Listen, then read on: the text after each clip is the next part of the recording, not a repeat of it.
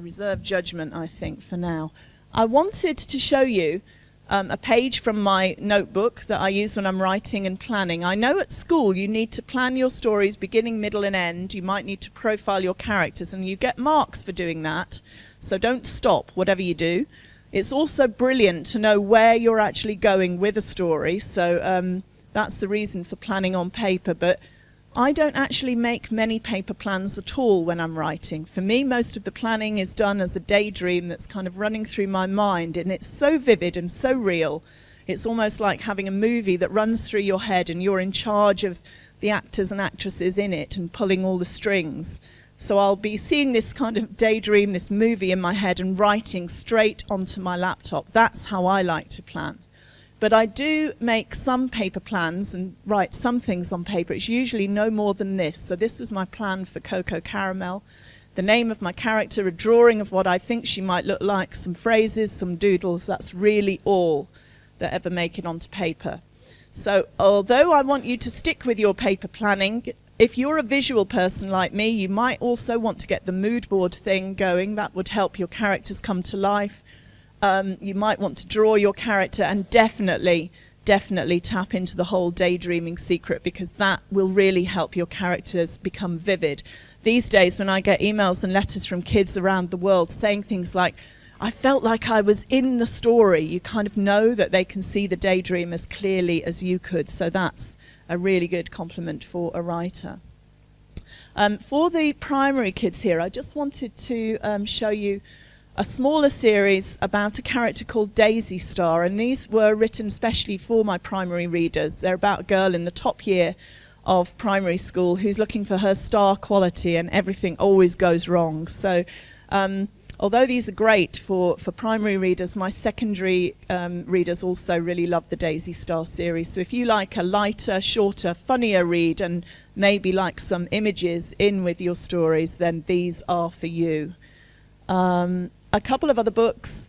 Love, Peace and Chocolate is a kind of best friends mini story on the right. But Letters to Kathy I wanted to tell you about. I know we don't have this today, but it's a good one for birthday or Easter or Christmas lists if you want. It's based on 12 years that I spent as the agony aunt of a different teen magazine. This one was called Shout, and some of you may read it or certainly have seen it. And I was their first agony aunt, and I gave that job up about 5 years ago because the books thing had taken off. But I get more questions and emails and letters from girls asking for advice on things going on in their lives than I ever did when I was an official agony aunt.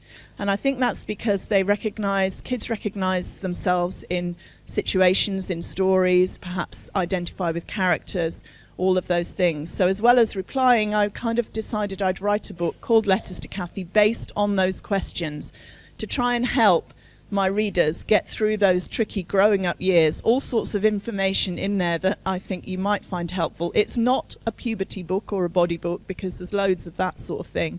This book is about friendship and family and fitting in. It's about confidence and school and boys and bullying and all of the stuff that can trip you up on the growing up years. So definitely one to track down.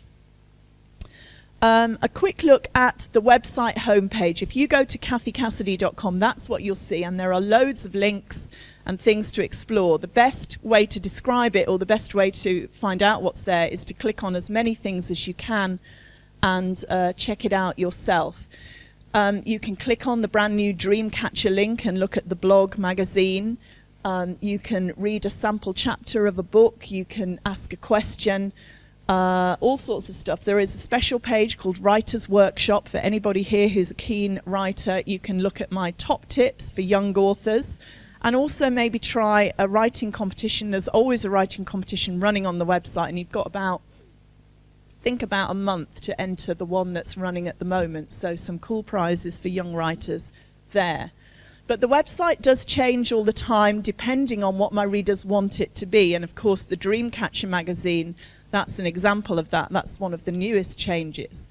But a couple of years ago, I began to get not just emails and messages on the Facebook fan page from my readers and letters, but also readers began to send little videos, perhaps a video review of one of my books that they'd read, perhaps they and their friends acting out a part from one of the stories, which I thought was awesome. And it's probably around the time that people began to get smartphones or those little cameras that do video. And my fantastic publishing team, Puffin Books, decided they could do something amazing with this whole idea of video. And they've come up with something called Cathy Cassidy TV.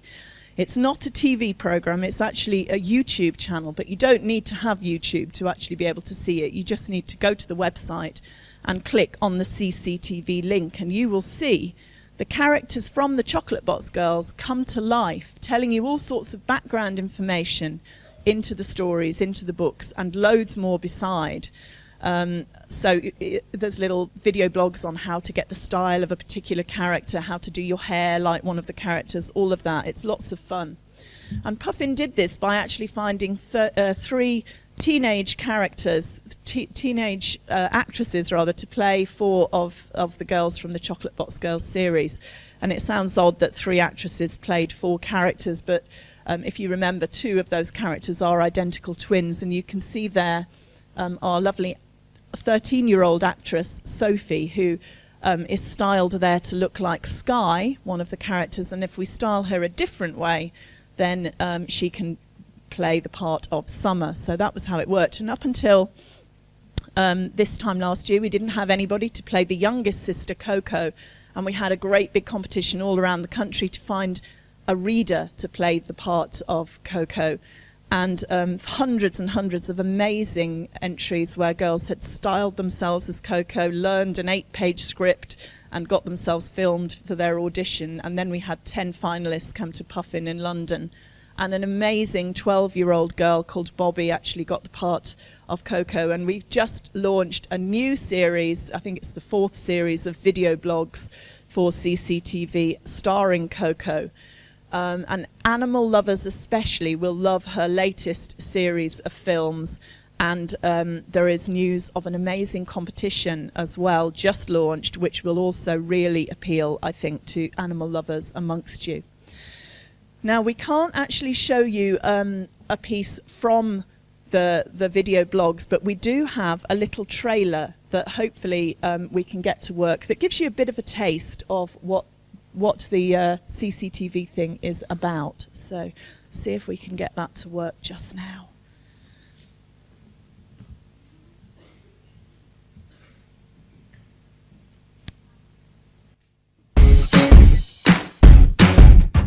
Hi, why not switch over to Cathy Cassidy TV? It's a channel dedicated to everything Cathy.